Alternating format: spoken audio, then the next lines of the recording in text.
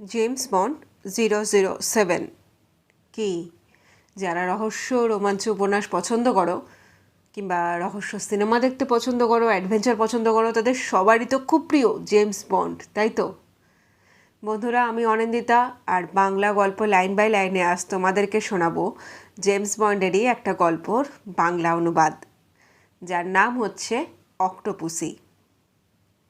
আশা করি গল্পটা তোমাদের খুব ভালো লাগবে, আর ভালো লাগলে পরে আমার চ্যানেলে নতুন হলে পরে চ্যানেলটাকে সাবস্ক্রাইব করে দিতে কিন্তু একদম ভুলো না। নিচে যে লাল রঙের যে সাবস্ক্রাইব বাটনটা আছে সেটা একবার ক্লিক করে তার পাশের বেল আইকনটা কিন্তু অবশ্যই একবার ক্লিক করে দিও, তাহলে আমি এরকমই নতুন নতুন আর দারুণ যেই ভিডিও অডিওতে তোমাদেরকে পোস্ট করব তার নোটিফিকেশান ডাইরেক্টলি তক্ষুনি তোমাদের কাছেই পৌঁছে যাবে। তার ফলে তোমরা নতুন নতুন আর অনেক অনেক গল্প শুনতে পারবে, আর আমিও অনেক উৎসাহিত হব। তো চলো তাহলে এবার অক্টোপুসি গল্পটা শুরু করা যাক।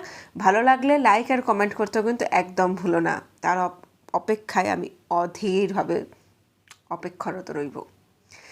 যাই হোক, চলো, আগে পিছের কথা অনেক হয়ে গেছে, তোমাদের কাছে একটা রিকোয়েস্টও রেখে দিলাম সাবস্ক্রাইব করার। এবার শুরু করছি তাহলে আমরা জেমস বন্ডের গল্প অক্টোপুসি। একদৃষ্টে জলের তলায় তাকিয়ে আছেন মেজর স্মাইথ, ডেক্সটার স্মাইথ OBE। পরনে সাঁতারের পোশাক, গলায় বকলস দিয়ে বাঁধা ডুবুরির মুখোশ, হাতে ত্রিশূলাকৃতি বর্ষা। জলের তলায় প্রবাল প্রাচীরের আড়ালে জড়সড় হয়ে শুয়ে আছে এক ধূসর বর্ণের জলচর জীব, সমুদ্রের ভয়ঙ্করতম প্রাণী, বিরাট আকৃতির এক অক্টোপাস। নিষ্পলক নেত্রে তার দিকে কিছুক্ষণ তাকিয়ে থাকলেন মেজর ডেক্সটার। তারপর উচ্চকণ্ঠে সম্বোধন করে উঠলেন, জানো আজ আমি তোমায় কি খেতে দেব রানী? উপহার দেব তোমার চেয়েও এক ভয়ঙ্কর জীব, স্করপিয়ন ফিশ। পাহাড়ি বিচ্ছুর মতন বিষাক্ত, পাখনা জোড়া বিষের ভাণ্ডার। দেখো কে যেতে, তুমি না সে? আকাশের দিকে চোখ তুলে তাকালেন মেজর ডেক্সটার। মাঝ আকাশ পেরিয়ে সূর্যদেব বেশ কিছুটা পশ্চিমের দিকে ঢলে পড়েছেন। বেলা 1:30 অনেকক্ষণ পেরিয়ে গেছে। বেশ কিছুটা বিচলিত যেন আজ মেজর স্মাইথ, দু চোখে কেমন যেন উদ্ভ্রান্ত দৃষ্টি। অবসরপ্রাপ্ত সামরিক অফিসার, বয়স 50 পেরিয়ে 60-এর কোঠায় পা দিতে চলেছে। বিগত মহাযুদ্ধের এক দক্ষ অফিসার, আজ ভগ্ন স্বাস্থ্য, হতোদ্যম, বিপত্নিক। ডেক্সটার তার বিগত জীবনের ধ্বংসাবশেষ ফসিল হয়েই যেন জামাইকার সমুদ্র তীরে তার পোষা অক্টোপাস আর স্করপিয়ন মাছ নিয়ে খেলা করছেন। রক্তের উচ্চচাপ, করোনারি থ্রম্বোসিস তার জীবনের মেয়াদ প্রায় শেষ করে এনেছে। হয়তো আরও দিন কতক তিনি বাঁচলেও বাঁচতে পারেন, কিন্তু আজকের আগন্তুক, হাতে তার ডেথ ওয়ারেন্ট, মৃত্যুর পরোয়ানা। সাত সকালেই সেটা ধরিয়ে তার বাঁচার মেয়াদ শেষ করে আনলো। কয়েকটা দিন, বড়জোর মাসখানেক, তারপরই firing squad. Major Dexter Smythe OBE অতীত হয়ে যাবেন। তার স্বর্গগতা স্ত্রীর সঙ্গে গিয়ে দেখা করবেন। সকালে যিনি দেখা করতে এসেছিলেন তিনিও তার প্রাক্তন বিভাগের লোক, MOB মিলিটারি অপারেশন ব্যুরো, যেখানে তিনি একজন কৃতী অফিসার হিসেবে পরিচিত ছিলেন। খেতাব, মর্যাদা, সম্মান উজাড় করে বর্ষিত হয়েছিল তার মস্তকে। ন্যাৎসি বিভীষিকা দমনে তার অবদানও কিছু কম ছিল না। জার্মানির জলে, জঙ্গলে, পাহাড়ে, পর্বতে ঘুরে ঘুরে তিনি গোপন সামরিক তথ্য সংগ্রহ করেছিলেন। ব্রিটিশ সিক্রেট সার্ভিসের তিনি ছিলেন এক বেপরোয়া, ভয়ডরহীন উদ্দাম অফিসার, যেমন আজকের আগন্তুককে ব্রিটিশ সিক্রেট সার্ভিসের James bond, commander bond 007, death square. হাতে ত্রিশূলাকৃতি বর্ষাটার দিকে একবার তাকালেন মেজর ডেক্সটার। আস্তে আস্তে চোখের সামনে তার আজকের সকাল ফুটে উঠল। সকাল 7টা। ঘুম ভেঙে চোখ মেলে তাকালেন ডেক্সটার। রোদে সারা ঘর ঝলমল করছে। কাঁচের জানলা দিয়ে রবির রশ্মি তার বিছানায় এসে পড়েছে। আড়ামোড়া ভেঙে বিছানার ওপর উঠে বসলেন ডেক্সটার। পরনে নাইট স্যুট। বিছানা ছেড়ে উঠে জানলার শার্সি খুলে দিলেন। স্নিগ্ধ হাওয়ায় সারা ঘর ভরে গেল। সেপ্টেম্বর মাস, জামাইকার সর্বশ্রেষ্ঠ সময়। নির্মেঘ নীল আকাশ, বাতাসে ক্রিসেন্থমস ও রডোডেন্ড্রনের সুগন্ধ সুবাস। নাতিশীতোষ্ণ হেমন্তের আকাশে গাংচিল এবং এলব্রাইটসের অফুরন্ত আনাগোনা। নিরুদ্বেগ সমুদ্রের জলে ইয়াট ও জেলডিঙির বিক্ষিপ্ত অভিরাম। মুগ্ধ নয়নে দেখতে থাকেন মেজর ডেক্সটার। সি বিচের ধারেই তার বাংলো। স্ত্রী মেরি এখানে পছন্দ করেই বাড়ি তৈরি করেছিলেন। আজ সে কোথায়? ওভারডোজ স্পিলিং পিল খেয়ে বছর কয়েক হলো তাকে ছেড়ে গেছে। ট্রিপয়ের ওপর থেকে সিগারেটের প্যাকেটটা তুলে নিলেন ডেক্সটার।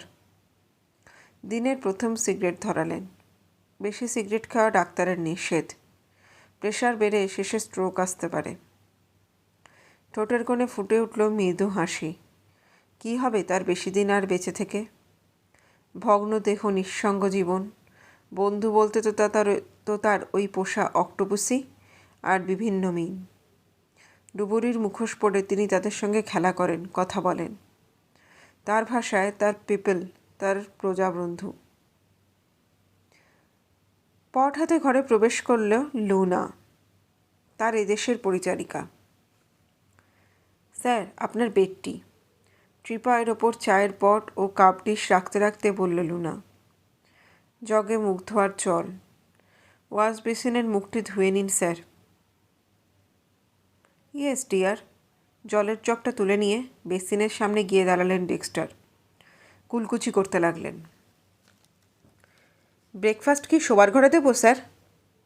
না থ্যাংক ইউ, ডাইনিং রুমে দাও। বাথরুম হয়ে একটু একটু পরেই আমি যাচ্ছি। পট থেকে কাপে চা ঢালতে ঢালতে বললেন মেজর সাহেব। All right sir. ঘর থেকে বেরিয়ে গেল লুনা। কিছুক্ষণ পরে ডাইনিং রুমে এসে ঢুকলেন মেজর স্মাইথ। পরনে খাকি প্যান্ট, বুশ শার্ট, পায়ে জামাইকার স্পিলার। টেবিলের ওপর ব্রেকফাস্ট সাজাতে লাগল লুনা। এই সময়টায় মেরির অনুপস্থিতি বিশেষভাবে নাড়া দেয় মেজরকে। হাসতে হাসতে হাত বাড়িয়ে দিত মেরি। স্ত্রীর হাতে আলতো একটা চুমু দিয়ে কাঁটা চামচে তুলে নিতেন ডেক্সটার। বুক ছিঁড়ে দীর্ঘ নিঃশ্বাস একটা বেরিয়ে এলো ডেক্সটারের। মুখ নামিয়ে কাঁটা চামচে আর ছুরি তুলে নিলেন। মেজর সাহেবের ব্যথাটা বোঝে লুনা। ইচ্ছে করেই মুখটা ঘুরিয়ে নেয়। পট থেকে কফিটা স্বামীর কাপে ঢেলে দিলেন গৃহকর্ত্রী। স্ত্রীর মৃত্যুর পর সেটা নিজেই ঢেলে নেন ডেক্সটার। ছলছুতোয় লুনা সরে দাঁড়ায়। নারীর সহজাত প্রবৃত্তি তাকে সচেতন করে।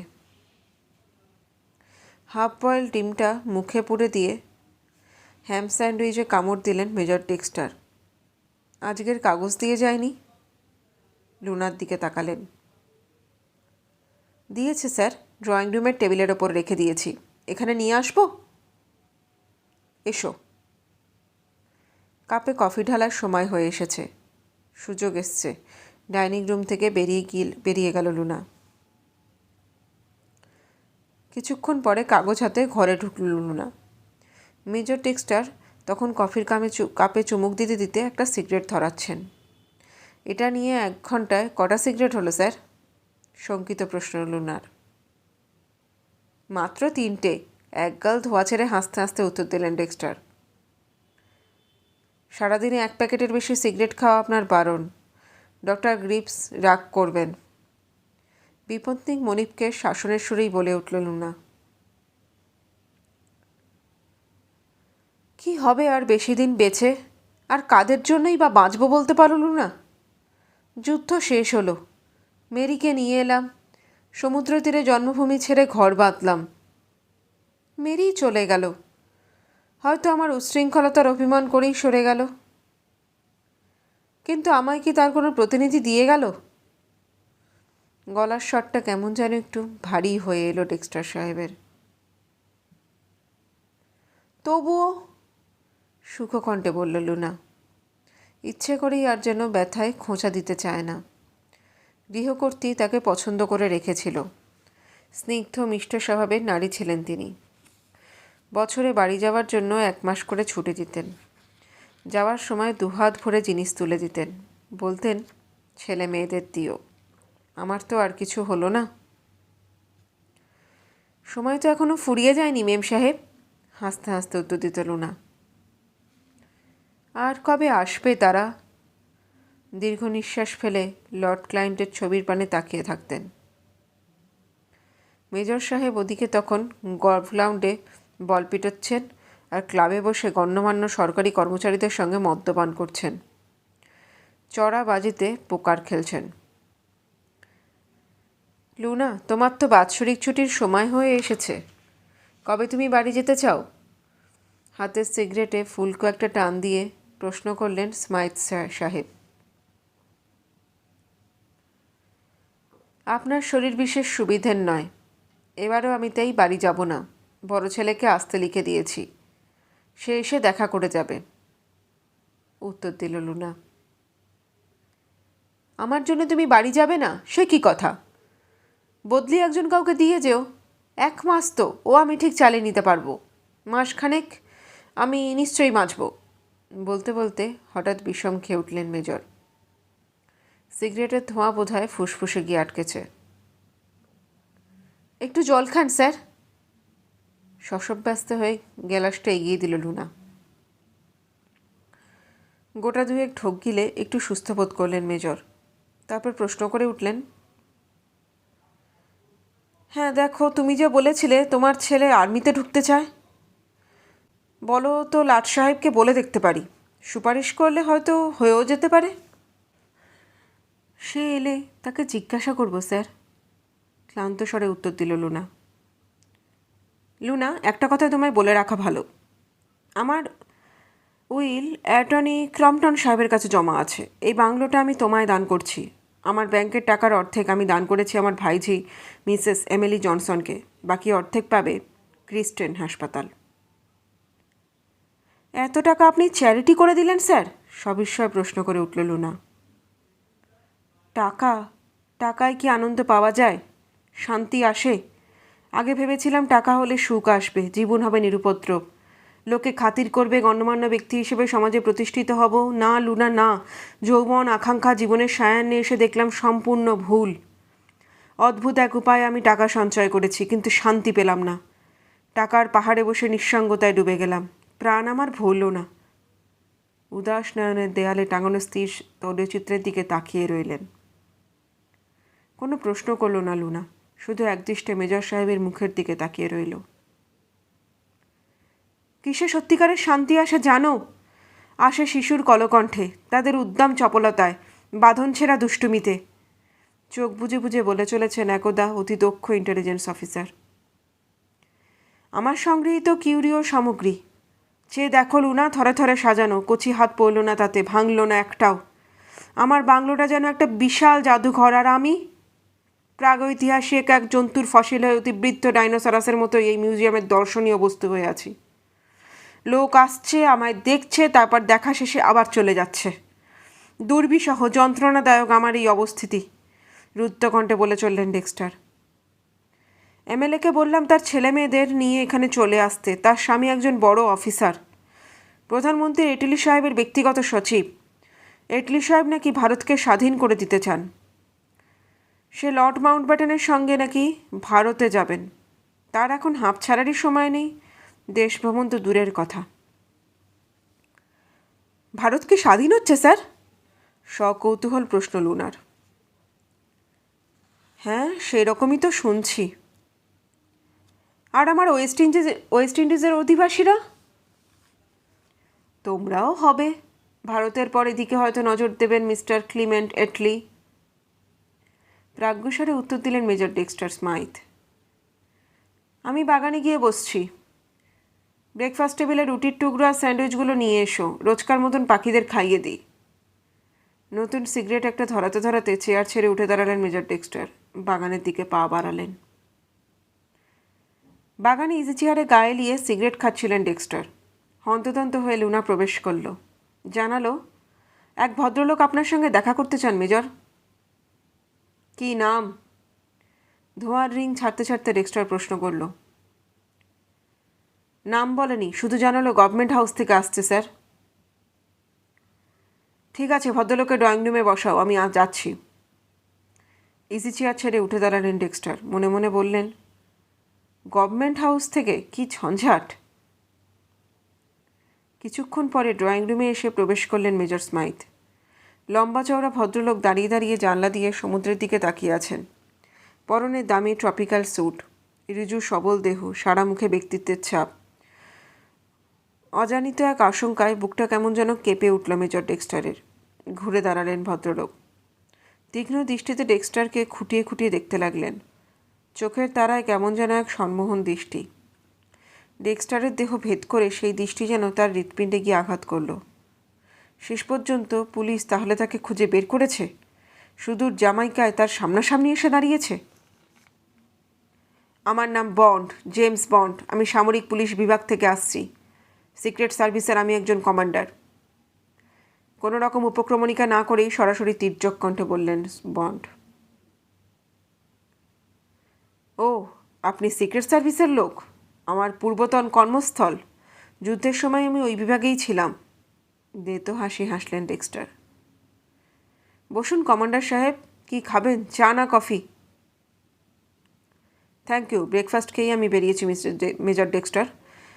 আপনার সঙ্গে আমার একটু গোপন কথাবার্তা আছে, আপনার অতীত জীবনের দু একটা ঘটনা। কোথায় বসা যায়? গম্ভীর কণ্ঠে বললেন বন্ড। সিগারেট কেস থেকে একটা সিগারেট বের করে ঠোঁটে রাখলেন। মনে মনে এবার বেশ কিছুটা ভয় পেয়ে গেছেন মেজর ডেক্সটার। মুখে সেটা প্রকাশ করলেন না। হাসতে হাসতে বললেন, যেখানে আপনার খুশি, সারা বাংলোটাই তো আজ খালি। এখানে ড্রয়িং রুমে কি আপনার বিশেষ কোনো অসুবিধা হবে?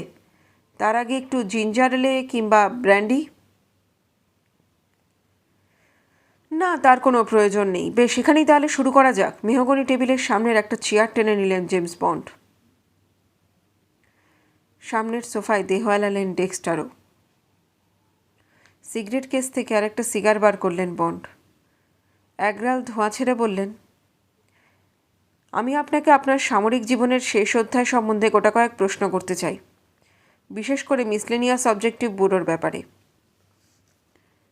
ও লর্ড, আমার সেই পুরনো এমওবি। মুখে হাসি ফুটিয়ে আনলেন স্মাইথ সাহেব। অতি কষ্টে আর্তনাদ চাপলেন যেন। বুকে একটা ব্যথা অনুভব করতে শুরু করেছেন। প্রেশারও বেশ কিছু যেন বেড়ে গেছে।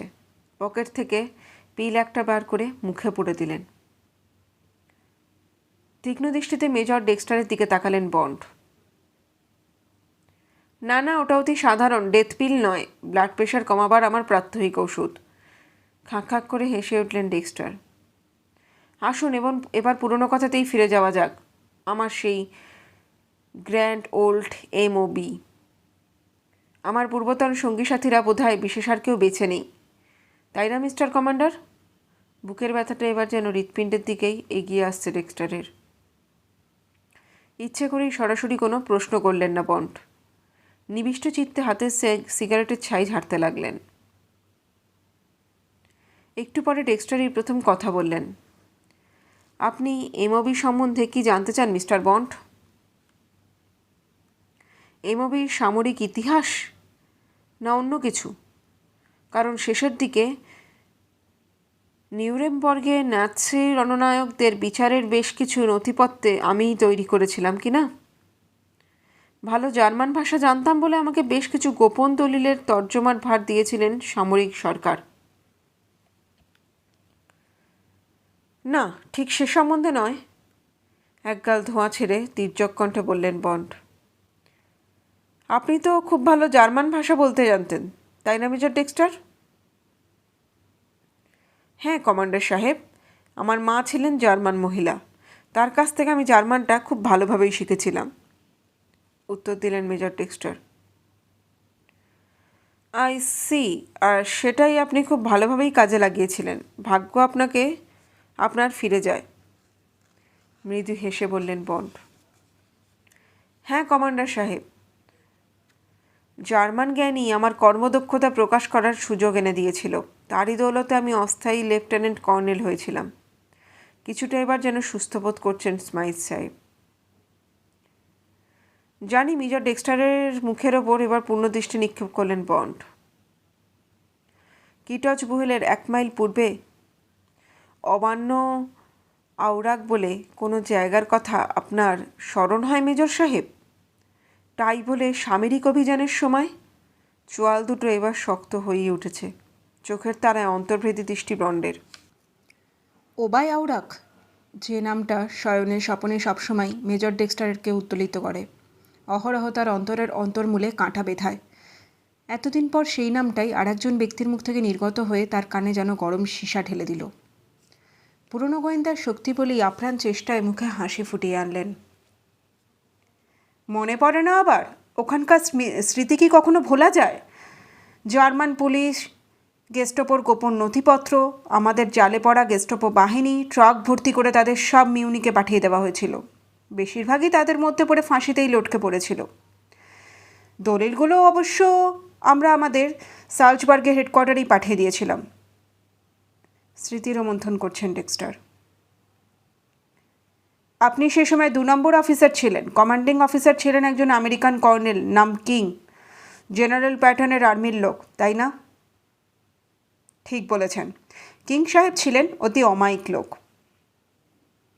তার রিপোর্টে তিনি লিখেছিলেন সব দলিলপত্র তিনি আপনার হেফাজতেই জমা দিয়েছেন, খুঁটিয়ে খুঁটিয়ে দেখবার জন্য। কারণ আপনি ভালো জার্মান জানতেন। আপনিও দলিলগুলো খুঁটিয়ে দেখে আপনার বক্তব্য লিখে তার কাছে ফেরত পাঠিয়ে দিয়েছিলেন। বলতে বলতে একটু যেন ইচ্ছে করেই থামলেন জেমস বন্ড।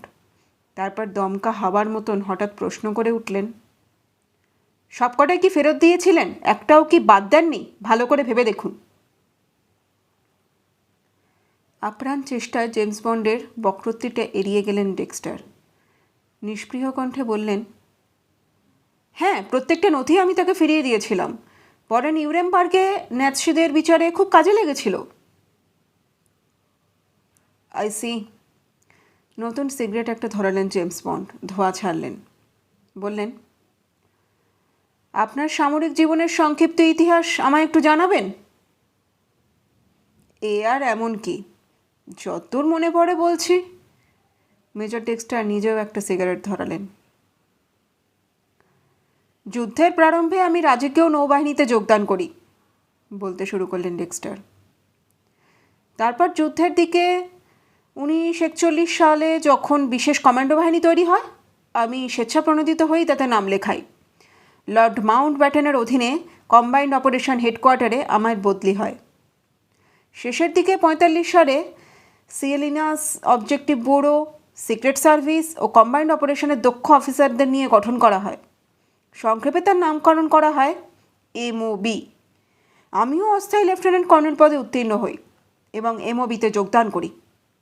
আমাদের প্রধান কাজ হলো হিটলারের গেস্টাপো বাহিনীর আত্মগোপনকারী গোয়েন্দাদের খুঁজে বার করা, হাতের গোপন নথিপত্রের হদিশ করে ভেঙে পড়া ন্যাৎসি সাম্রাজ্যের কর্ণধারদের কার্যাবলীর সমীক্ষা করা।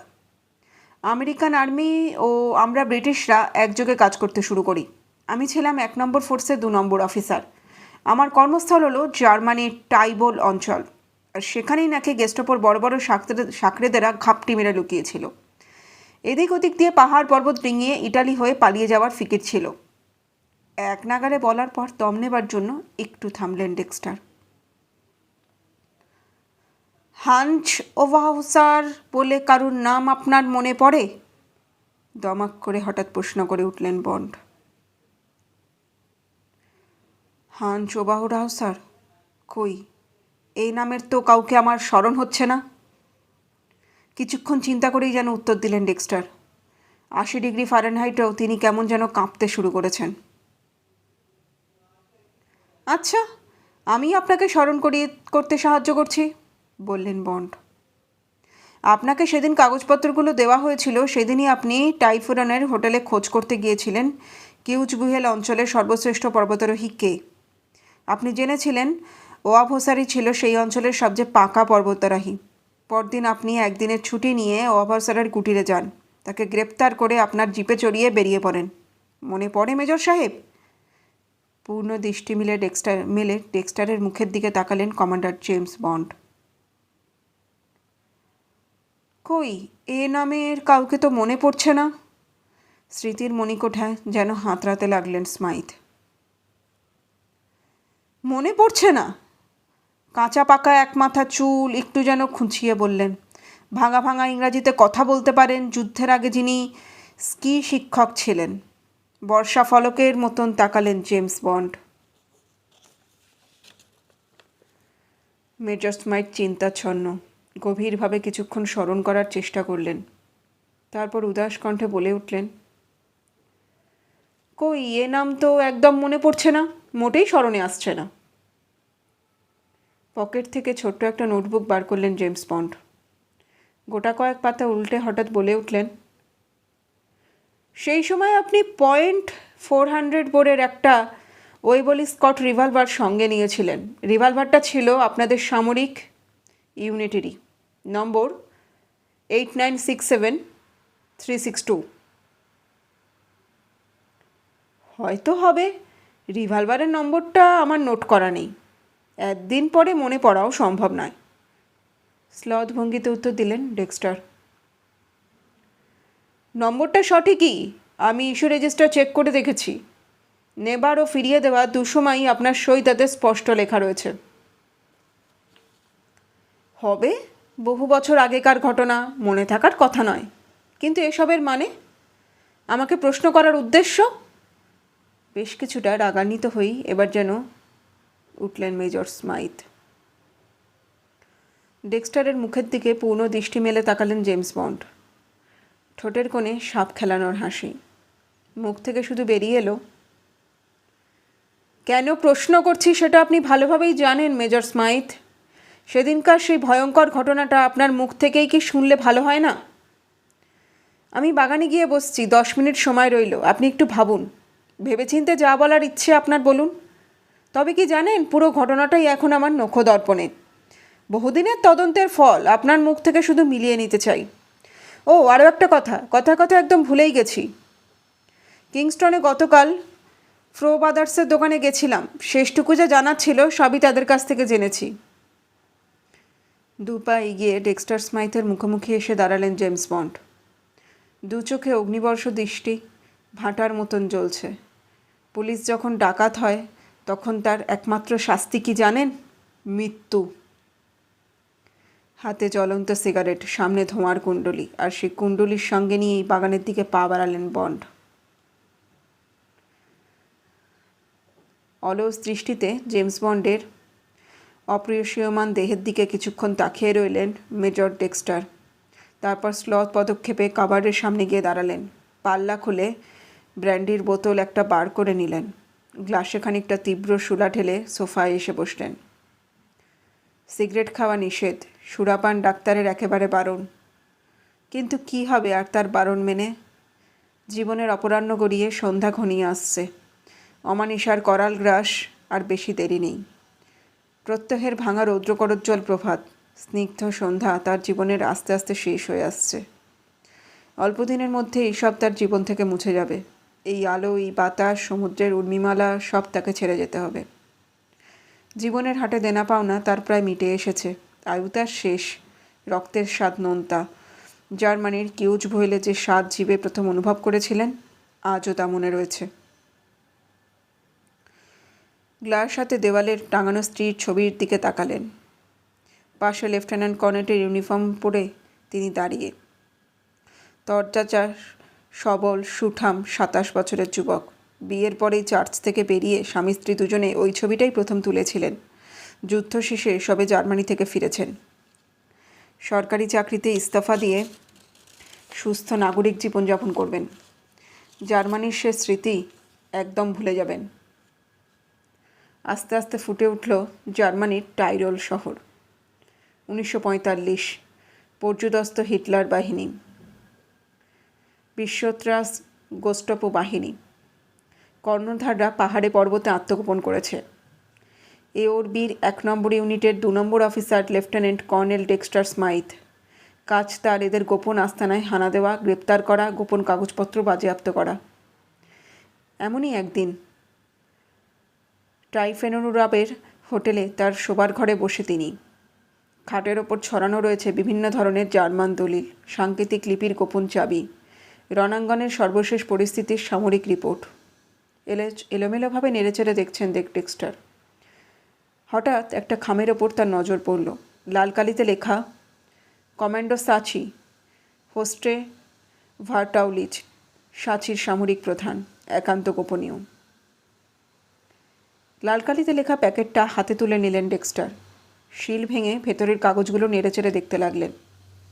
প্যাকেটের তলার দিকে সর্বশেষ ছোট একটা খাম, গালা দিয়ে শিল করা। ওপরে স্বস্তিকা আর ঈগলের ছাপ, হিটলারের সাধের রাইখের সরকারি প্রতীক। ওপরে লাল কালিতে লেখা, একেবারে শেষ জরুরি অবস্থায় যেন খোলা হয়। ত্রস্ত হাতে খামটা ছিঁড়ে ফেললেন স্মাইট।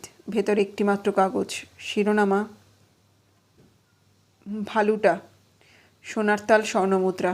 তার তলায় লেখা, উইল্ড কাইজার ফ্রাঞ্জিস্কানার হল্ট 100 M, অস্টলিচ স্টাইনহুজেল ভাফেনক্রিস্ট জিউভার 24 কোটি। অনুবাদ করলে দাঁড়ায়, কাইজার পর্বত, ফ্রাঞ্জিস্কানার হল্ট, সেখান থেকে 100 মিটার পূর্ব দিকে পাথরের চাঙড়ের তলায় গুলির বাস্কর ভেতরে 2 সোনার বার, 14 ক্যারেটের পাকা সোনা। তারপর কিছু মাপজোপ সেন্টিমিটারে। ডেক্সটারের সারা শরীর থরথর করে কাঁপছে। প্রত্যেকটা সোনার বার নিশ্চয়ই একজোড়া ইটের সমান ওজনের। এই গুপ্তধনের আনুমানিক মূল্য প্রায় 100,000 পাউন্ড। সম্রাটের ঐশ্বর্য। তাড়াতাড়ি কাগজটা পকেটের ভেতর ফেললেন ডেক্সটার। বড়সড় একটা সামরিক মানচিত্র জোগাড় করে ফ্রাঞ্জিস্কানার হল্টের হদিশ অতি সহজেই বের করে নিলেন। মানচিত্রে বলা আছে, হলটা কাইজার পর্বত শ্রেণীর একেবারে শীর্ষ দেশে পর্বতারোহীদের একটা অস্থায়ী বিশ্রামগার, এবং তারই কাছে পিঠে সেই পাথরের স্তূপ যার তলায় গুপ্তধন পোতা রয়েছে। তার হোটেল থেকে মাত্র মাইল 10। পাহাড়ের ওপরে চড়াই ও উতরাইয়ে মাত্র 5 ঘন্টার পথ। মনস্থির করে নিল ডেক্সটার। পরের দিন ভোর 4টে সে গিয়ে হাজির হলো ওবাহরসারের কাছে। তার ফ্যামিলিকে বলল জিজ্ঞাসাবাদের জন্য তিনি সে মেমনিক ক্যাম্পে নিয়ে যাচ্ছে। সঠিক উত্তর পেলে যত শীঘ্র পারে তাকে ছেড়ে দেবে, ভয়ের কিছু নেই। নামধাম তার পরিচয় সে কিছুই তাদের জানালো না। এমনকি জিপের নম্বরটাও লোহার প্লেট দিয়ে ঢেকে দিয়েছে, সাবধানের মান নেই। পথে যেতে যেতে সে ওবাহসারকে বলল, কাইজার পর্বতের ওপরে ফ্রাঞ্জিস্কানার হল্ট দেখতে যেতে চায়। ওবাহসার যেন তাকে পথ দেখিয়ে নিয়ে চলে। একজন পাকা পর্বতারোহী হিসাবে ওবাহসারের কাইজার পর্বতে ফ্রাঞ্জিস্কানার হল্টের পথ নক্ষদর্পণে। সানন্দে সে রাজি হলো। ডেক্সটারের সঙ্গে সহযোগিতা করলে তাকে এমনিই ছেড়ে দেবে, এই প্রতিশ্রুতিও দিল ওবাহসারকে। কৃতজ্ঞতায় গদগদ ওবাহসার ডেক্সটারকে পথ দেখিয়ে নিয়ে চলল। বেশ কিছুক্ষণ চলার পর পর্বতের সানুদেশে এসে তারা হাজির হলো। জিপটাকে একটা ঝোপের আড়ালে লুকিয়ে রেখে এবার তারা পাহাড়ে উঠতে শুরু করলো। ঘণ্টা 5 ওঠার পর ক্লান্ত দেহে গলদঘর্ম হয়ে তারা এসে হাজির হলো ফ্রাঞ্জিস্কানার হল্টের সামনে। সম্মুখে কাঠের একটা ঘর। পর্বতারোহীদের সামরিক বিশ্রামের জন্য নাৎসি সরকার বানিয়ে দিয়েছে। বেশ কিছুটা নিচে রয়েছে বললে একটা তুষার নদী, হিমবাহ। সমতল ভূমি থেকে প্রায় 10,000 ফিট ওপরে। প্রাকৃতিক সৌন্দর্য দেখার অছিলায় কুটিরে না ঢুকে পূর্ব দিকে এগিয়ে চলো ডেক্সটার। ওবাহসার কুটিরে গিয়ে বিশ্রাম করতে লাগলো। বয়স হয়েছে, বুড়ো মানুষ, এই বয়সে এত ধকল তার আর সহ্য হয় না, রীতিমতো হাঁপাচ্ছে। পা গুনে গুনে পূব দিকে এগিয়ে চলেছে ডেক্সটার। ঠিক 120 স্টেপের মাথায় দেখতে পেল সে এক পাথরের স্তূপ, বোধহয় অজ্ঞাত কোনো পর্বতারোহীর সমাধি। পাগলের মতো পাথরের স্তূপের ওপর হাত রাখল ডেক্সটার। ইচ্ছে এখনই পাথর সরিয়ে দেখে, কিন্তু ওবাহসার সে তাকে কোমরে ঝোলানো ওয়াবেলিস্কটে হাত রাখল ডেক্সটার। বার করে দেখে নিল ঠিকমতো গুলি ভরা আছে কিনা। তারপর রিভলভারটা পকেটে পুরে মন্থর পদক্ষেপে কুটিরের দিকে এগিয়ে চলল। কুটিরের ভেতরে পাথরের বেঞ্চির ওপর বসে বুড়ো ওবাহসার এক টুকরো পোড়া মাংস বার করে ছুরি দিয়ে 2 টুকরো করছে। ডেক্সটারকে দেখতে পেয়ে 1 টুকরো এগিয়ে দিল। বাসি হলেও খেতে ভালোই লাগবে, নিন শুরু করুন। ধন্যবাদ, ওটা রাখুন, পরেই না হয় খাওয়া যাবে। তার আগে আমাকে আশপাশগুলো একবার ভালো করে দেখিয়ে দিন। ইনসরুকে কোথায় সেটা আমার একবার দেখান না। শয়তানি হাসি হাসলেন ডেক্সটার। সরল গ্রাম্য বুড়ো মানুষ, ডেক্সটারের শয়তানি একদম ধরতে পারলেন না। মেজরের সঙ্গে পাহাড়ের কিনারা এসে দাঁড়ালেন। নিচে 1000 ফিট তলায় বয়ে চলেছে তুষার নদী। সামনে ওয়াবসার, আর তার ঠিক 2 ফুট পেছনে ডেক্সটার। পকেট থেকে রিভলভারটা বার করলেন, মাথা লক্ষ্য করে পরপর 2টো গুলি ছুড়লেন। প্রতিধ্বনি তুলে গুলির শব্দ পাথর পাহাড়ে আছাড় খেল। আর ওদিকে টাল খেয়ে 1000 ফুট নিচে গড়িয়ে পড়ল ওয়াবসারের নিশ্চল দেহ। খানিকটা জল ছিটকে উঠল, রক্তে যেন কিছুটা লাল। গ্লেসিয়ারের ভেতরে আটকে গেল বৃদ্ধ গ্রাম্য ভদ্রলোক, প্রবীণ স্ত্রী, শিক্ষক, নির্দোষ নিরপরাধ ওয়াবসার। হাত দুটো তার উপর দিকে তোলা, মানুষের লালসার বলি। মহাকালের কাছে যেন বিচার চাইছে। On the day of judgment. নিচের তলার দিকে একবার তাকিয়ে দেখল ডেক্সটার। সেই দৃশ্য বুকের ভেতরটা কেমন যেন তার একবার কেঁপে উঠল। জিভের ডগায় কেমন যেন একটা নোনতা স্বাদ, রক্তের স্বাদই বোধহয়। প্যান্টের হিপ পকেট থেকে ব্র্যান্ডির বোতলটা হ্যাঁচকা টানে বার করে নিল ডেক্সটার। দানবের মতো দাঁত দিয়ে ছিপিটা উপড়ে ফেলল। তারপর পুরো বোতলটাই গলার মধ্যে ঠেলে উজাড় করে দিল। মাথার ওপর মধ্যাহ্ন সূর্য, তলায় হিমবাহ, তার মধ্যে বৃদ্ধ অবসার স্বর্গের দিকে দুহাত তুলে যেন মহাকালের দরবারে আর্জি জানাচ্ছে। অর্থের লোভে পুলিশ ডেক্সটার আজ ডাকাত, সেই সঙ্গে নরহত্যা। সবেগে দুর্বলতা ঝেড়ে ফেলে পাথরের স্তূপের সামনে এসে দাঁড়ালো ডেক্সটার। পাগলের মতো দুহাত দিয়ে পাথর সরাতে লাগলো। অবশেষে দীপ্ত সূর্যকিরণে জল করে উঠল একটা মিলিটারি গুলিবারুদের বাস্ক। দুপাশে 2টো হাতল। রোদ বৃষ্টিতে ওপরের ডালায় মরচে ধরে গেছে। খোলার উপায় নেই। গর্ত থেকে বাস্কটা তোলার চেষ্টা করলো ডেক্সটার। বড্ড ভারী, শক্তিতে তার কুলালো না। গা থেকে শার্টটা খুলে ফেলল। হাত দুটো হ্যান্ডেলে গিট দিয়ে প্রবল শক্তিতে হ্যাঁচকায় এক টান দিল। হুড়মুড় করে বাস্কটা গর্ত থেকে উঠে এসে পাহাড়ের গায়ে গড়িয়ে পড়ল। জামার গিট দুটো খুলে প্রবল এক ধাক্কায় পাহাড়ের ঢালু গায়ে গড়িয়ে দিল বাস্কটা। ঝনঝন করে বেশ কিছুটা গড়িয়ে গিয়ে বড় একটা পাথরের গায়ে সবেগে আছড়ে পড়ল বাস্কটা। বাস্কটার পতনই ডেক্সটারের কাজের সমাধা করে দিল। ডালাটা দুমড়ে গেল। তত্তর করে নেবে এলো ডেক্সটার। দূর করে বক্ষে ডালাটা খুলে ধরল। সারা শরীর বেয়ে দরদর করে ঘাম ঝরছে। বুক চিরে তার হাঁপ বেরিয়ে আসছে। তার সামনে সূর্যের আলোয় ঝলমল করছে 2টো সোনার ইট। হলুদ আভা নিয়ে চোখের সামনে তার রামধনু হয়ে জ্বলছে। ওজনে প্রায় 80 পাউন্ড, 2 মণ। ওপরে স্বস্তিকা আর রাইস ব্যাংকের ছাপ। উত্তেজনায় সারা শরীর থরথর করে কাঁপছে ডেক্সটারের। অবসন্ন দেহ পাথরের ওপর বসে পড়ে সিগারেট একটা ধরালো। পায়ের তলায় তার রাজার ঐশ্বর্য, হিটলারের গুপ্তধন। কিছুক্ষণ পর উঠে দাঁড়ালো ডেক্সটার। দেরি হয়ে যাচ্ছে। যত শীঘ্রই পারে সোনার তাল দুটো সুবিধা মতন একটা জায়গায় লুকিয়ে রেখে তাকে হেডকোয়ার্টারে আবার ফিরতে হবে। বাস্কটার একটা হাতলে জামার হাতা গিট দিয়ে বাস্কটা টেনে হ্যাঁচড়াতে নামিয়ে নিয়ে চলল। তারপর ঘন্টা 2 পরে পাহাড়ের তলদেশে এসে সোনার তাল দুটো জামার ভেতরে পুটলি করে বেঁধে তুষার নদীর তীরে মাটি খুঁড়ে বাস্কটা পুঁতে ফেলল। ওদিকে তখন পেঁজা তুলোর মতন হিমবাহের বরফ ওভারহসারের দেহটা ঢাকতে শুরু করেছে। সন্ধ্যা হয়ে আসছে, ঠান্ডা বাড়ছে। গুপ্তধন কাঁধে নিয়ে অক্লান্ত পরিশ্রমে জিপের সামনে এসে হাজির হলো ডেক্সটার। শরীরে বিন্দুমাত্র তার আর শক্তি নেই। ক্ষুধা, পিপাসায় আর আসরিক পরিশ্রমে সমস্তটাই তার নিঃশেষ হয়ে গেছে। জিপের সিটের ওপরে মূর্ছিতের মতন টলে পড়ল। পাশে জামার পুটলিতে সোনার তাল। কিছুক্ষণ পরে অদম্য মনোবলে আবার উঠে দাঁড়ালো ডেক্সটার। স্লথ ভঙ্গিতে পাশের জঙ্গলে গিয়ে প্রবেশ করল।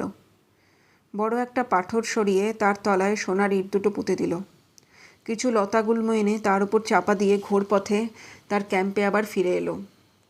ভরপেট খেয়ে বিছানায় শরীর এলিয়ে দিল। মরার মতন ঘুমিয়ে পড়ল ডেক্সটার। পরের দিন এমওবির 1 নম্বর ইউনিট মিটাল সিল উপত্যকায় পৌঁছালো। মাস 6 পরে ডেক্সটার স্মাইথ লন্ডনে ফিরে এলো। দ্বিতীয় বিশ্বযুদ্ধ শেষ হয়ে গেছে। বলদর্পী হিটলার মৃত। Nazi Germany পর্যুদস্ত।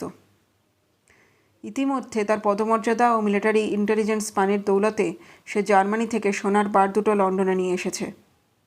বেনসিংটনে তার এক মাসির ফ্ল্যাটে গোপনে লুকিয়ে রেখেছে। হুকো দিয়ে ঘষে স্বস্তিকা আর রাইস ব্যাংকের ছাপ তুলে ফেলেছে। পরের অধ্যায় অতি সংক্ষিপ্ত। সামরিক চাকরি থেকে অবসর গ্রহণ, মধ্যবিত্ত পরিবারের কন্যা মেরি পার্লেনের পাণিগ্রহণ, ওয়েস্ট ইন্ডিজের জামাইকায় পাড়ি দেওয়া, সচ্ছল পারিবারিক জীবন। পেনশন আর গ্র্যাচুইটির টাকায় বছরখানেক বেশ ভালোভাবেই চলে গেল ডেক্সটারের। পরের কাজ হলো সোনার ইট দুটো বিক্রি করে টাকা সংগ্রহ করা। একদিন জামাইকার রাজধানী কিংস্টনে ফ্রো ব্রাদার্সের সোনার দোকানে গিয়ে হাজির হলো ডেক্সটার। সোনার ইট দুটো বেচার প্রস্তাব করলো। সোনার উপর গোপন লেনদেন চলে ফ্রো ব্রাদার্সে। কিছু বাদশাদ দিয়ে উচ্চ কমিশনে সোনার তাল দুটো তাদের হাত দিয়ে বিক্রি করতে লাগলো ডেক্সটার। ঠিক হলো প্রতি 3 মাস অন্তর তারা তাকে 500 করে জামাইকা পাউন্ড দেবে এবং সব শুদ্ধ সে পাবে $100,000। সানন্দে রাজি হয়েছিল ডেক্সটার। ওয়েফলেটসের মেরির পছন্দ মতো এই বাংলোটা তৈরি করেছিল। অর্থের দৌলতে জামাইকার সম্ভ্রান্ত সমাজে তার স্থান হয়ে গেল। বড় বড় সরকারি অফিসারদের সঙ্গে ছিল তার দহরম মহরম, এমনকি খোদ লাট সাহেবও তাকে সাদর সম্ভাষণ করতেন। মেরি একবার জিজ্ঞাসা করেছিল এত টাকা সে সংগ্রহ করল কোত্থেকে। উত্তরে ডেক্সটার স্ত্রীকে জানিয়েছিল যুদ্ধের পর বাজার মন্দা দেখে সে তার গভর্নমেন্ট সিকিউরিটিগুলো সব বিক্রি করে সোনা কিনেছিল। আস্তে আস্তে সেই সোনা বিক্রি করে সে টাকা জমিয়েছে। কিন্তু মনের মধ্যে পাপবোধ থাকায় সে ভোলার জন্য সুরায় আসক্ত হয়ে পড়ল। জুয়া আর সুরায় ডুবিয়ে দিল নিজেকে। স্ত্রী মেরি আপত্তি করতে শুরু করলো। প্রথম প্রথম মৃদু অনুযোগ করে বলতো, দেখো দিন দিন তোমার শরীর ভেঙে পড়ছে, সুরাপান কমাও, জুয়া খেলা ছেড়ে দাও। ডেক্সটার হেসে বলতো, ও কিচ্ছু নয়, নতুন দেশের জল হওয়া কি না ঠিক সহ্য হচ্ছে না, আস্তে আস্তে সয়ে যাবে। কিন্তু মানসিক দুশ্চিন্তা তা হতে দিল না। করোনারি থ্রম্বোসিসে একদিন অজ্ঞান হয়ে পড়লেন ডেক্সটার। প্রথম স্ট্রোক। মদের বোতলগুলো টান মেরে সমুদ্রের জলে ফেলে দিল মেরি। বাড়িতে সুরাপান ছেড়ে দিয়ে ক্লাবের সেট আরও জোর কদমে চালিয়ে গেলেন ডেক্সটার। ক্লাবে লাঞ্চ, ক্লাবেই ডিনার, রাত্রে টলতে টলতে বাড়ি ফেরা। ঘোর আপত্তি তুলল মেরি। স্বামী স্ত্রীতে এই নিয়ে ঝগড়া শুরু হলো। রোজ রাতে মাতাল হয়ে ফেরেন ডেক্সটার। স্ত্রীও সমানে আপত্তি তোলেন। একদিন রাত্রে সুরামত্ত ডেক্সটার কোনো রকমে টলতে টলতে বিছানায় এসে বসলেন। 12টা অনেকক্ষণ বেজে গেছে। স্ত্রী মেরির সামনে এসে দাঁড়ালো। দৃঢ় কণ্ঠে বলল, তোমার এই উচ্ছৃঙ্খলতা বন্ধ না করলে আমায় অন্য ব্যবস্থা করতে হবে। কি করবে তুমি? বিবাহ বিচ্ছেদ? ডাইভোর্স? জড়ানো স্বরে কথকটা উচ্চারণ করে বিছানায় এলিয়ে পড়লেন। গভীর ঘুমে ঢলে পড়লেন ডেক্সটার। মেরি কোনো কথা বলেনি সেদিন। সকালে লুনা এসে জ্বালালো। মেম সাহেব বিছানা ছেড়ে ওঠেননি, ঘুম ভাঙেনি তার। স্ত্রীর বিছানার পাশে গিয়ে দাঁড়ালেন ডেক্সটার। নিথর নিষ্পন্দ দেহ, পাশে স্লিপিং পিলের খালি শিশি। আত্মহত্যা করেছে মেরি। বৃদ্ধ অবসরের ঊর্ধ্বহিত হাত দুটো চোখের সামনে ভেসে উঠল ডেক্সটারের। মহাকালের দরবারে বিচার চাইছে, প্রথম কিস্তি। এর 3 কতক পরে দ্বিতীয় স্ট্রোক হলো ডেক্সটারের। ডাক্তার গ্রিভস পরীক্ষা করে বললেন, লাস্ট ওয়ার্নিং, তৃতীয়টা আমার আর কিছু করার থাকবে না, শুধু ডেথ সার্টিফিকেট লেখা ছাড়া। সিগারেট খাওয়া কমান, সুরাপান একদম নিষেধ। মৃদু হাসি দিলেন ডেক্সটার। অস্ফুটে বলে উঠেছিলেন, জীবের নোনতা স্বাদ, সেটা আমি মুছি কি করে? বাগানের ভদ্রলোক বোধহয় এতক্ষণে অধৈর্যই হয়ে উঠেছেন। Commander bond, James bond. হাতে তার ডেথ ওয়ারেন্ট নিয়ে এসেছেন। অকপটে আজ তাকে সবাই স্বীকার করতে হবে। দিন তার ফুরিয়ে গেছেন তিনি। ডেক্সটার বাগানের দিকে পা বাড়ালেন। দরজার সামনে বন্ডের সঙ্গে দেখা। তিনিও ড্রয়িং রুমের দিকেই আসছিলেন। আমার কাছে কি জানতে চান মিস্টার বন্ড? নিরলস কণ্ঠে প্রশ্ন করলেন মেজর ডেক্সটার। আমরা সবাই জানি, বহুদিন ধরে বহু জায়গায় তদন্ত করে আমরা সবই জেনেছি, শুধু আপনার স্বীকারোক্তিটুকু। ইচ্ছে করে কথা শেষ করলেন না বন্ড। হ্যাঁ, সব সত্যি। ও অবসরকে আমিই হত্যা করেছি। সোনা লুট করে জামাইকায় এনে বিক্রি করেছি। পুলিশ হয়ে আমি ডাকাতি হয়েছি। থরথর করে কেঁপে উঠলেন ডেক্সটারের কণ্ঠস্বর। সারা মুখে রক্ত জমাট বেঁধেছে। আমি কি কখনো লিখিত জবানবন্দি দিতে পারবো? দিতে হবে? উদাস কণ্ঠে প্রশ্ন করলেন ডেক্সটার। না, তার কোনো প্রয়োজন নেই। লন্ডনে গিয়ে আমি রিপোর্ট দাখিল করব। কর্তৃপক্ষই সেখান থেকে গ্রেপ্তারি পরোয়ানা পাঠিয়ে দেবেন। জামাইকার পুলিশ আপনাকে গ্রেপ্তার করে লন্ডনে কোর্ট মার্শালের সামনে হাজির করবে। সিগারেট একটা ধরাতে ধরাতে লঘু কণ্ঠে বললেন বন্ড। এবার তাহলে আসি আমি। Good bye. আমার যে দুটো প্রশ্ন ছিল কমান্ডার বন্ড। চোখে কৌতূহল ডেক্সটারের। বলুন। চোখ তুলে তাকালো বন্ড। প্রথম প্রশ্ন, ও অবসরের মৃতদেহ আপনারা একদিন পরে পেলেন কি করে? আর দ্বিতীয় প্রশ্ন, এই কেসটা আপনি বা হাতে নিতে গেলেন কেন? আপনার প্রথম প্রশ্নের উত্তর, ব্রিটিশ পর্বতারোহী একটা দল ও অবসরের মৃতদেহ কাইজার পর্বতে আবিষ্কার করে।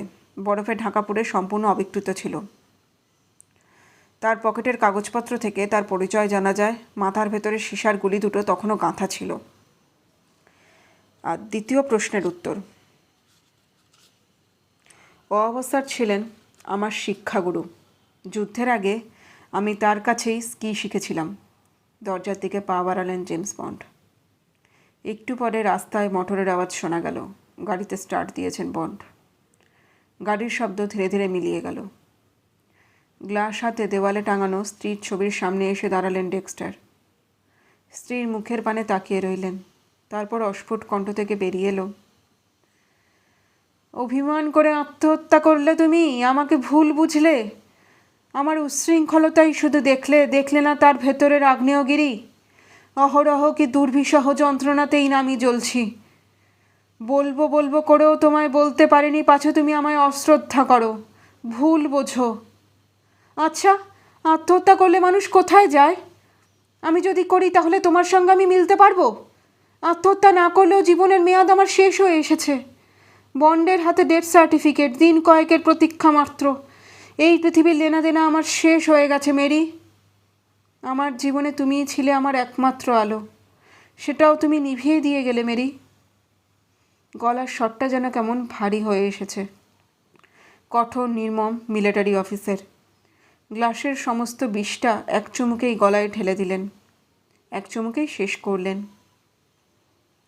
হঠাৎ হাটের রিস্টওয়াচের ওপর নজর পড়ল। বেলা 1:30 বাজে।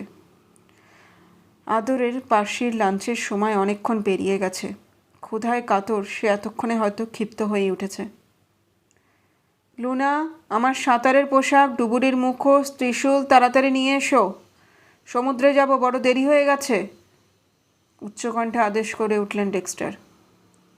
সমুদ্রের তীরে এসে দাঁড়িয়েছেন ডেক্সটার। এক দৃষ্টে জলের তলায় দেখছেন।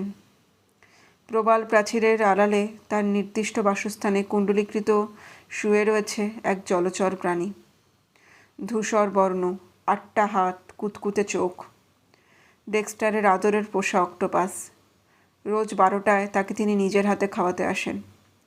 সাঁতার কেটে মাছ ধরে আনেন, স্টারফিশ, জুয়েল ফিশ, স্যামন।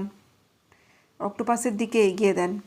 8খানা হাত তার বেরিয়ে আসে, জড়িয়ে ধরে মাছগুলোকে। তারপর আস্তে আস্তে সেগুলো নিঃশেষ হয়ে যায়। অনেক দেরি হয়ে গেছে, তা হোক, আজ তোমাকে আমি নতুন এক খাদ্য উপহার দেব। তোমার চেয়েও ভয়ঙ্করতম প্রাণী।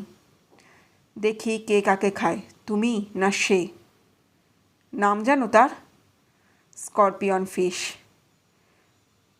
ভেটকি মাছের থাবড়া মুখ, পিঠে শিঙি মাছের মতন কাঁটা, বিষে টইটুম্বুর। একবার রক্তে মেশাতে পারলে সে 20 মিনিট 15 পার হবে না। নিষ্প্রাণ নিষ্পন্দ দেহ পড়ে থাকবে। অট্টহাসি হেসে উঠলেন ডেক্সটার।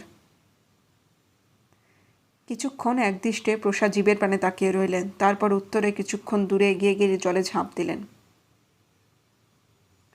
ডুবুরির মুখোশ পরে সাঁতার কেটে ঢুকছেন ডেক্সটার। হাতে পিস্তল, হন্যে হয়ে স্করপিয়ন ফিশ খুঁজে বেড়াচ্ছেন। পাশ দিয়ে গা ঘেঁষে বেরিয়ে যাচ্ছে কত রকমের মাছ। ভূক্ষেপ নেই সেদিকে ডেক্সটারের। স্করপিয়ন ফিশ আজ তার চাই। অবশেষে ঘন একগুচ্ছ জলজ উদ্ভিদের সামনে এসে দাঁড়ালেন ডেক্সটার। গুল্মের ভেতর থেকে উকি দিচ্ছে একজোড়া চোখ, কুটিল, হিংস্র, রক্তলোলুপ। পিস্তল হাতে আস্তে আস্তে তার দিকে এগিয়ে গেলেন ডেক্সটার। তাক করতে লাগলেন। স্করপিয়ন ফিশটাও কেমন যেন আঁচ পেয়েছে। বিদ্যুৎ গতিতে ডেক্সটারের পেট ঘেঁষে উল্টো দিকে ছুটে পালালো। কুশলী শিকারী ডেক্সটারও মুহূর্তমাত্র দেরি না করে ত্রিশূলের তলায় তাকে গেঁথে ফেললেন। তার সাধের পার্সিটার খাদ্য এতক্ষণে তার করায়ত্ত। অতি পরিশ্রমে ক্লান্ত হয়ে পড়েছেন ডেক্সটার, হাঁপাচ্ছেন। জলের তলায় পাথরের ওপর গিয়ে একটু বসবেন, একটু বিশ্রাম, তারপর পার্সির মুখে তুলে দেবেন আজকের এই ভয়ঙ্কর খাদ্য। দেখা যাক কে জেতে। মিনিট 5 হঠাৎ তলপেতের ওপর দিয়ে নজর পড়ল। একটু যেন ফুলো মতো, সুপরির আকারের ছোট্ট একটা আব, আর সেই আবের মুখে 3টে রক্তমুখী ফুটকি। সারা শরীর আতঙ্কে থরথর করে কেঁপে উঠল। হাতে ধরা ত্রিশূলের ডগায় গাঁথা scorpion fish. You bloody fool, you devil! তুমি আমাকে কবজা করেছো, হুল ফুটিয়ে দিয়েছো, কোকিয়ে উঠলেন ডেক্সটার। ফোলাটা ক্রমশ বড় হচ্ছে, আর সেই সঙ্গে সারা শরীর অবশ হয়ে আসছে ডেক্সটারের। বুকের ভেতর কেমন যেন একটা কাঁপুনি ধরেছে, দৃষ্টিটাও ক্রমশ ঝাপসা হচ্ছে। শরীরের সমস্ত শক্তি নিংড়ে নিয়ে উঠে দাঁড়ালেন ডেক্সটার। টলতে টলতে অক্টোপাসের দিকে এগিয়ে চললেন। পা দুটো তার অবশ হয়ে গেছে, হাত দুটো যেন পক্ষাঘাতগ্রস্ত। দাঁত দিয়ে ত্রিশূলটা কামড়ে ধরলেন ডেক্সটার। জলের তলায় গড়াতে গড়াতে প্রবাল প্রাচীরের সামনে এসে দাঁড়ালেন। অস্পষ্ট ক্ষীণ দৃষ্টি দিয়ে তাকালেন। তার সাধের অক্টোপাস তার পানে হিংস্র দৃষ্টিতেই তাকিয়ে আছে। এই নাও তোমার আজকের লাঞ্চ। স্করপিয়ন ফিশ শুদ্ধ ত্রিশূলটা অক্টোপাসের মুখে গুঁজে দিলেন ডেক্সটার। হাত বাড়িয়ে অক্টোপাসটাও জড়িয়ে ধরল। সারা দেহের শীতল কিসের যেন একটা পেষণ অনুভব করতে লাগলেন ডেক্সটার। ক্রমশ জোরে, আরও জোরে জোরে, দুর্বার শক্তিতে সে তাকে জড়িয়ে ধরল। সংজ্ঞা হারিয়ে লুটিয়ে পড়লেন মেজর ডেক্সটার স্মাইথ, OBE। পরের দিন ছেলেরা মেজর স্মাইথের মৃতদেহ জল থেকে উদ্ধার করল। বিরাট এক অক্টোপাসের আলিঙ্গনে মারা গেছেন ডেক্সটার। অক্টোপাসটাও মৃত। চোয়ালে আটকে রয়েছে এক স্করপিয়ন ফিশ। ময়নাতদন্ত হলো, সরকারের রিপোর্ট বেরোলো, আকস্মিক দুর্ঘটনায় মারা গেছেন মেজর ডেক্সটার স্মাইথ। বিরাট এক অক্টোপাসের মরণালিঙ্গনই হচ্ছে তার মৃত্যুর কারণ। লন্ডনে সিক্রেট সাউথ অফিসে বসে জামাইকা সরকারের রিপোর্টটা পড়লেন জেমস বন্ড। দুর্ঘটনাময় আত্মহত্যা না অন্য কিছু কে জানে। পাপের বেতন মৃত্যু, আর সেই বেতনই সে শোধ করে দিয়ে গেল মেজর ডেক্সটার স্মাইথ। অবসরের ফাইলটা মুড়ে একপাশে সরিয়ে রাখলেন James Bond. Dead in the breakfast table. Octopussy গল্পটি এখানেই শেষ। আশা করি জেমস বন্ডের এই গল্পটা তোমাদের ভালো লেগেছে। লাইক, কমেন্ট আর সাবস্ক্রাইব করতে কিন্তু একদম ভুলো না। তোমাদের কমেন্ট পড়ার অপেক্ষায় থাকবো আমি। আজ তাহলে এখানেই বলছি টাটা। দেখা হবে আর একটা নতুন সুন্দর গল্পের সাথে। টাটা।